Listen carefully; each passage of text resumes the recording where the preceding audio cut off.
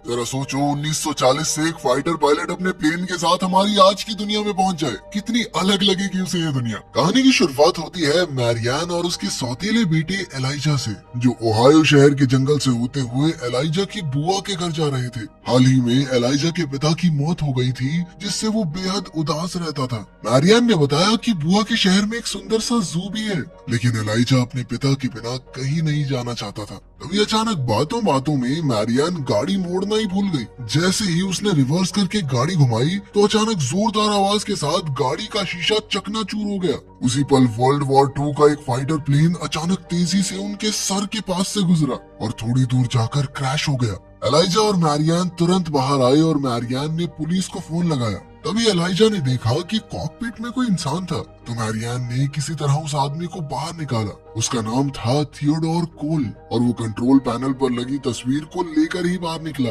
असल में वो वर्ल्ड वॉर 2 का एक फाइटर पायलट था, जो न जाने कैसे समय में आगे आकर 21वीं सदी में आ पहुंचा था। जल्द ही वो जलते हुए प्लेन से दूर आ गए और कोल ने मैरियान का शुक्रिया अदा किया। कोल ने बताया कि वो एक फाइटर पायलट है और उनसे पूछने लगा कि वो बर्मा में क्या कर रहे हैं। तब एलाइजा ने कहा कि तू साले पैग लगा के प्लेन चला रहा था क्या? अमेरिका में है, हम बर्मा में नहीं। लेकिन कोल ने पूरे कॉन्फिडेंस से कहा कि हम बर्मा में हैं और लड़ाई का समय चल रहा है, तुम बाहर क्यों घूम रहे हो? पर फिर आसपास देखने पर कोल को एहसास हुआ कि ये तो वही ओहायो शहर है जहाँ वो रहता था। तभी हम देखते हैं कि आसमान में बादलों के बीच अजीबोगरीब सा चमकता गोला बन गया था। इसके बाद हम देखते हैं कि पुलिस कोल को हॉस्पिटल ले आई, जहाँ उन्होंने मैरियान का भी बयान लिया। उसकी बातें सुनकर पुलिस ने हिसाब लगाया कि कोल का दिमागी संतुलन ठीक नहीं है। इधर एलाइजा सोच रहा था कि कहीं कोल सच में सेकेंड वर्ल्ड वॉर का फौजी तो नहीं। फिर एलाइजा चुपके से कोल के कमरे में गया। वहाँ उसने कोल के लॉकेट को छुआ तो अचानक कोल की आंख खुल गई और उसने एलाइजा को जोर से पकड़ लिया।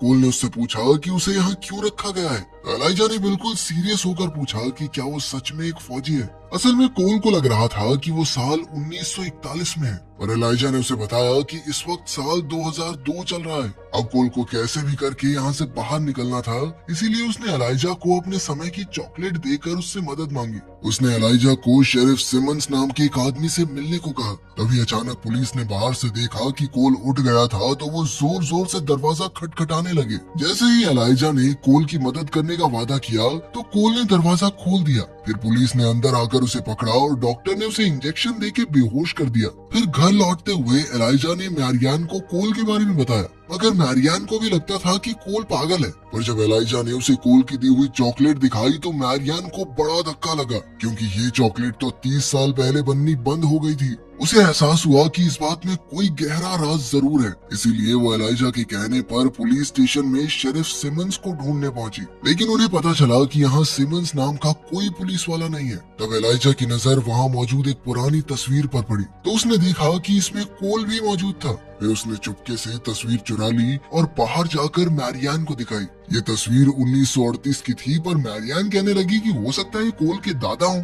इसके बाद हम हादसे की जगह को देखते हैं, जहां एक स्पेशल डिपार्टमेंट के ऑफिसर्स ने जाकर सारा इलाका सील कर दिया था। इस डिपार्टमेंट के हेड का नाम बेल था और उसकी असिस्टेंट थी नीना। ऐसा लग रहा था कि वो पहले से जानते थे कि कोल टाइम ट्रैवल करके यहाँ आए। उन्होंने पूरी टीम लगाकर फाइटर प्लेन के सारे टूटे फूटे हिस्सों की तलाश शुरू कर दी। जल्द ही उस इलाके की जमीन हिलने लगी और बेल को एहसास हुआ कि उन्हें आसमान में मौजूद इस छेद के जरिए ही समय में आगे आई हुई सारी चीजें वापस भेजनी होंगी, वरना फिर बहुत बड़ी गड़बड़ हो जाएगी। फिर उसने अपनी टीम को फटाफट प्लेन ठीक करने का ऑर्डर दिया। इसके बाद उसने नीना को ऑर्डर दिया कि किसी भी हाल में कोल को जल्दी से जल्दी यहाँ लाओ, ताकि वो उसे उसके समय में वापस भेज सके। उधर हॉस्पिटल में कोल की आंख खुली तो उसने नीना और उसकी टीम को हॉस्पिटल में घुसते देखा। जैसे ही एक डॉक्टर उसे इंजेक्शन देने आया तो कोल ने उस पर हमला करके उसे बेहोश कर दिया और उसकी यूनिफॉर्म पहनकर बाहर आ गया। जब वो बाहर निकला तो उसे 21वीं सदी की आधुनिक दुनिया देखकर बहुत हैरानी हुई। तो उसने सोचा कि खुद से ही बातें क्यों कर रहे हैं।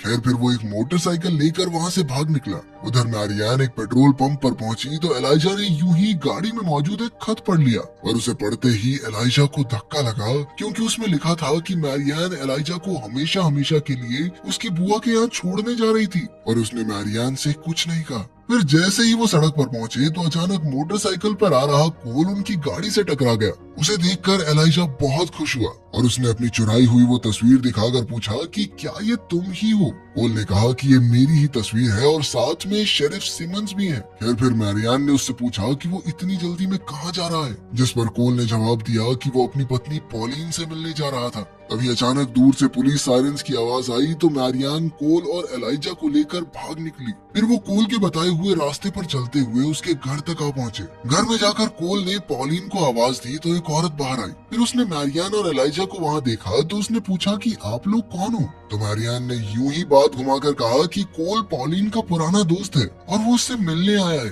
फिर उस औरत ने कहा कि फिलहाल पॉलिन पोट्री क्लास के लिए गई है, इसीलिए उन्हें थोड़ा इंतजार करना होगा। तभी कोल की नजर दीवार पर लगी तस्वीरों पर पड़ी और उसे धक्का लगा। असल में पॉलिन ने दूसरी शादी कर ली थी और उसके बच्चे भी थे। अब कोल निराश होकर बाहर जाकर खड़ा हो गया। इधर मैरियान ने इंटरनेट पर कोल के बारे में ढूंढा तो पता चला कि दूसरे विश्व युद्ध के दौरान एक क्रैश में कोल की मौत हो गई थी। उसी वक्त टीवी पर खबर आई कि एलाइजा को किसी ने अगवा कर लिया था। ये खबर देखते ही उस औरत ने तुरंत पुलिस को खबर कर दी। इधर कोल ने पीछे के दरवाजे से भागने की सोची पर वहाँ भी फौजी पहुँच चुके थे। तभी बाहर से लाउड स्पीकर पर ऑफिसर बेल की आवाज सुनाई थी, जिसके बाद कोल हाथ खड़े करके बाहर आ गया। बेल और नीना ने उसके करीब आकर कहा कि वो उसे कोई नुकसान नहीं पहुंचाना चाहते, बल्कि वो तो उसे उसके असली समय में वापस भेजना चाहते हैं। तभी अचानक जमीन फिर से हिलने लगी और नीना ने कहा कि ये सब कोल के टाइम ट्रैवल करके गलत समय में आने की वजह से हो रहा है। ऑफिसर बेल ने कहा कि वो गलती से भविष्य में आ गया है और उसे जल्द से जल्द वापस जाना होगा, वरना बहुत बुरा हो जाएगा। लेकिन उसी वक्त एलाइजा ने बाहर आकर कोल को बताया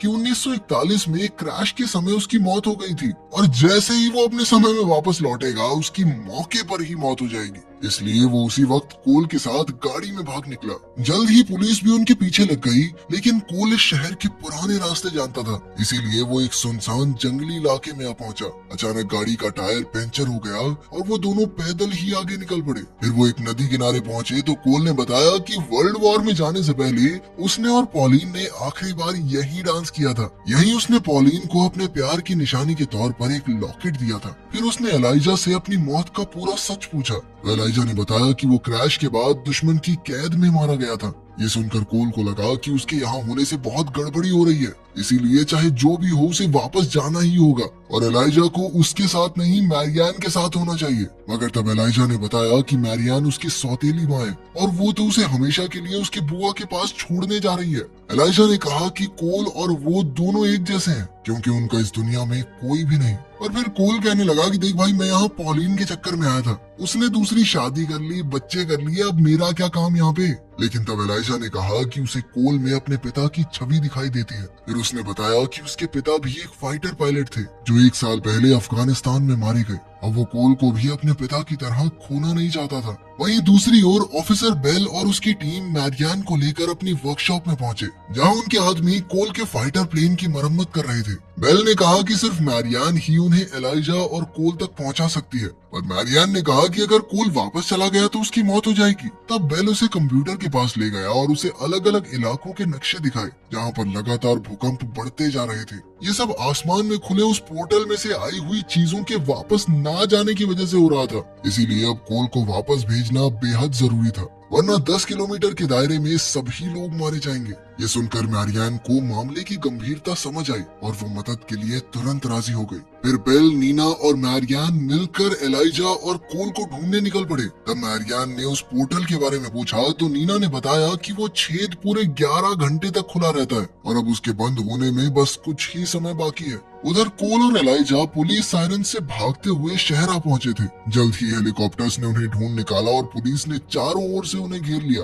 तभी बेल, नीना और मैरियान भी वहां पहुंचे। अब मैरियान ने पहले खुद जाकर कोल से बात करने की इजाजत मांगी। बेल मान गया और मैरियान ने कोल के पास जाकर कहा कि उसे पोर्टल बंद होने से पहले अपने समय में वापस जाना ही होगा, वरना इस इलाके के 10 किलोमीटर के दायरे में सभी लोग मारे जाएंगे। एलाइजा को लगा कि वो कोल को बेवकूफ बना रहे हैं, पर मैरियान ने उसे बाहों में लेकर समझाया कि यही सच है। आखिरकार कोल लौटने को राजी हो गया, पर जाने से पहले वो एक आखिरी बार पॉलिन से मिलना चाहता था। तब वो सभी पॉलिन के घर पहुंचे और बेल ने कोल को 5 मिनट का समय दिया। जब कोल अंदर गया तो पॉलिन टेबल पर बैठी किताब पढ़ रही थी। कोल को देखकर उसकी आंखें चमक उठी और कोल ने उसके पास जाकर माफी मांगी, क्योंकि वो पॉलिन को बिना अलविदा कहे ही युद्ध में चला गया था। कोल ने कहा कि मैं जानता हूँ कि तुम मुझे भूल चुकी हो, लेकिन मैं तो अभी भी तुम ही से प्यार करता हूँ। अब कोल के लौटने का वक्त हो चुका था, पर जाने से पहले पॉलिन ने उसे अपना लॉकेट दिखाया जिसमें कोल की तस्वीर आज तक मौजूद थी।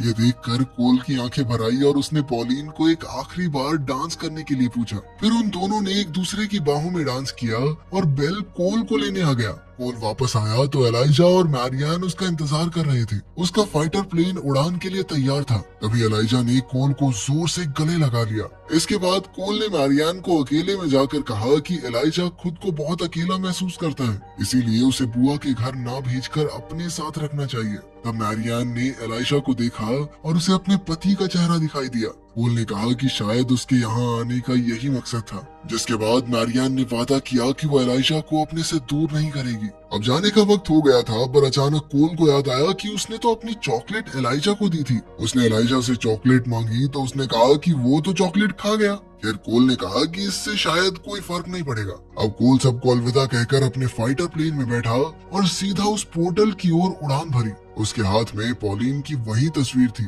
जैसे ही कोल जहाज समेत उसके अंदर घुसा तो पोर्टल अपने आप ही बंद हो गया। फिर मैरियान ने एलाइजा को गले लगा लिया और उसके साथ एक नई जिंदगी की शुरुआत करने निकल पड़ी। अगर तुम्हारे पास टाइम ट्रैवल करने की पावर हो तो तुम समय में आगे या पीछे कहाँ जाओगे, कमेंट्स में जरूर बताना।